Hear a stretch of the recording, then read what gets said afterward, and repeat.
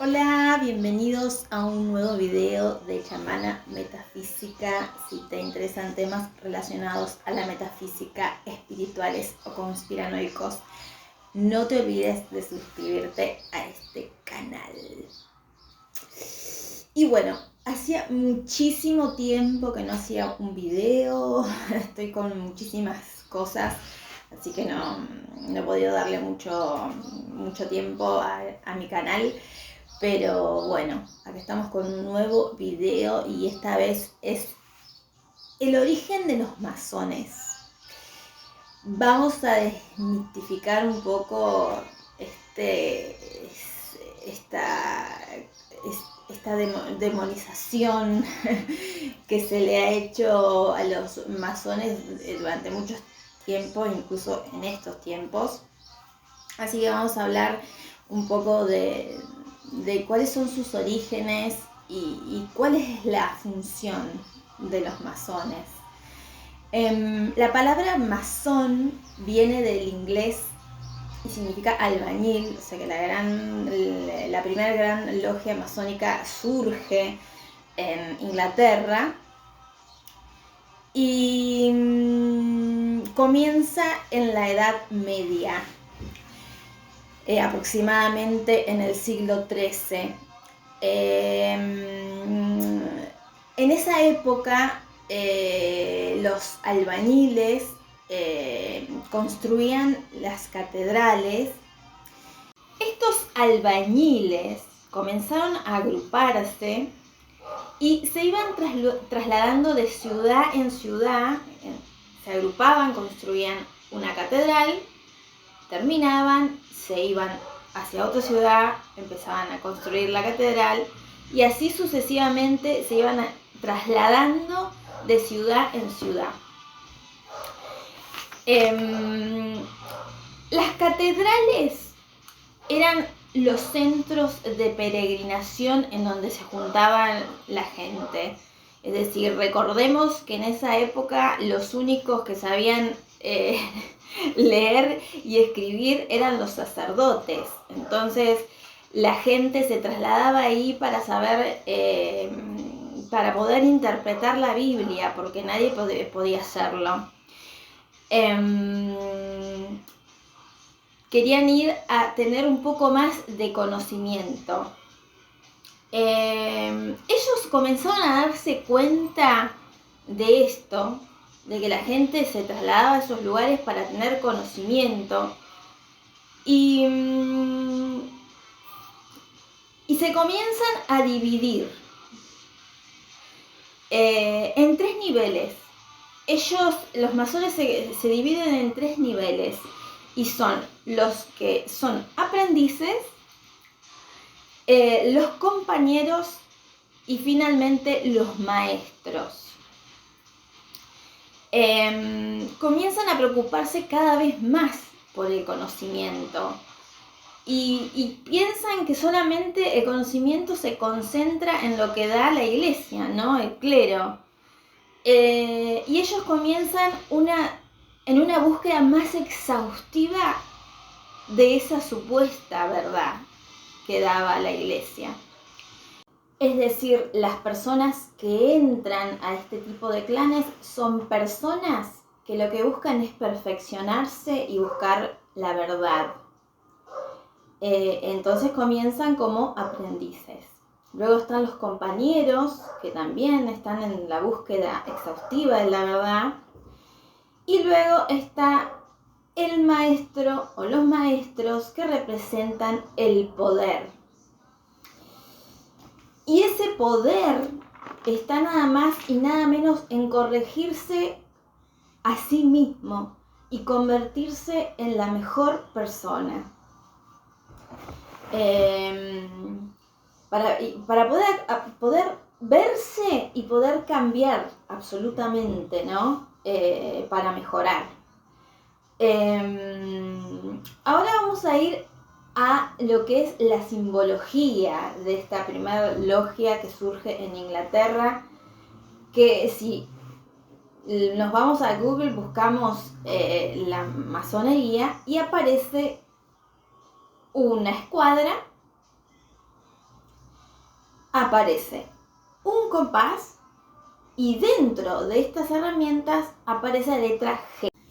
Estas eran herramientas que se utilizaban normalmente en la Edad Media,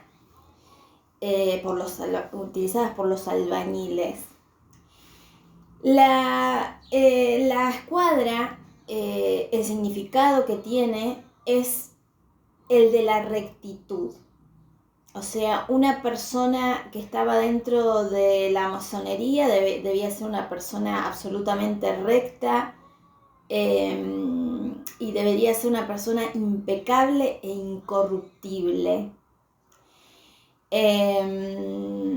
Después también está el compás, que su símbolo o su significado es el de la igualdad. Si nosotros hacemos un círculo y nos ponemos en el medio, todos sus extremos son equidistantes, tienen la misma distancia y son iguales. Y dentro de estas herramientas se encuentra la letra G y significa el gran arquitecto, es Dios. Y esto aparece muchísimo más, con muchísima más fuerza en el siglo de las luces.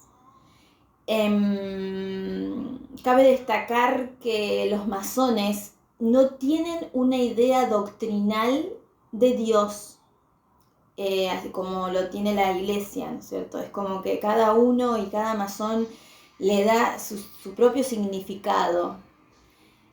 Bueno, a esta agrupación se la llama la Gran Logia porque ellos comparten sus conocimientos y de manera fraternal. Para los masones vendría a ser como un templo la logia, ¿no es cierto? Y busca ser un espacio de tolerancia, donde cada uno puede opinar distinto y ser absolutamente respetado por el otro.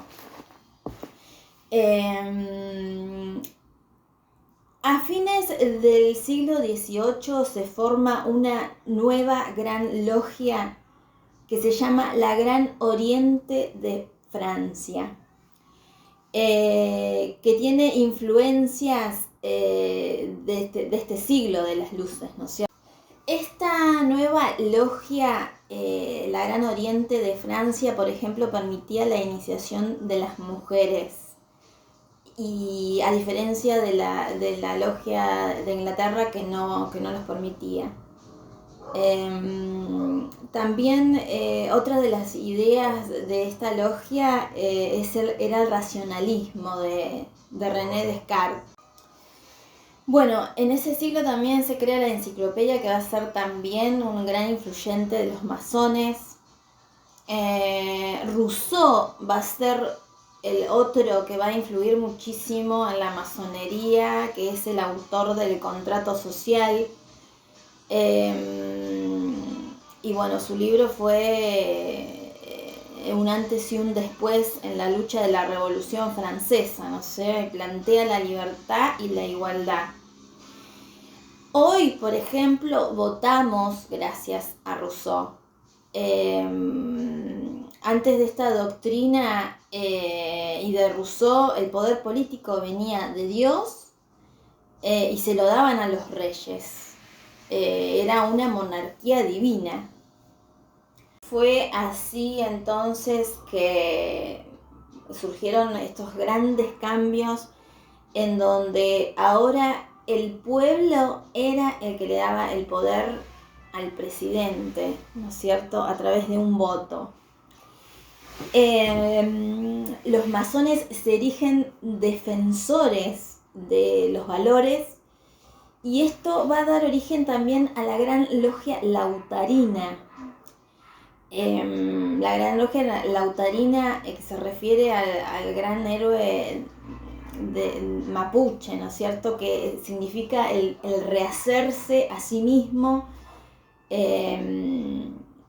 y para vencer al enemigo, ¿no es cierto? Esto Esto influyó también a los masónicos de Latinoamérica, como por ejemplo Simón Bolívar y San Martín, que todos ellos eran masones. La institución antimasónica siempre es y ha sido la Iglesia.